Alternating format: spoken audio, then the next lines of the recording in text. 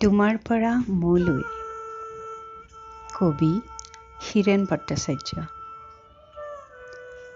তোমাৰ পৰা মোলৈ উভতি আহিবলৈ মোৰ বহু পৰ লাগে।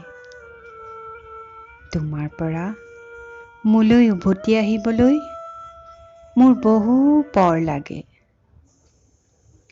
স্বনিৰ্বন্ধ এন্ধাৰেৰে হাচনাহানাৰ সুৰভি যেতিয়া উৰি আহে গোপনে গোপনে, মই সেই পৰলৈকে তোমাৰ কাষতে ৰৈ থাকোঁ। মোৰ সপোনত এটা চঞ্চল হৰিণা পোৱালি উৰে ৰাতি দেউদি থাকে। উভতি যে মই আহিব নোৱাৰো।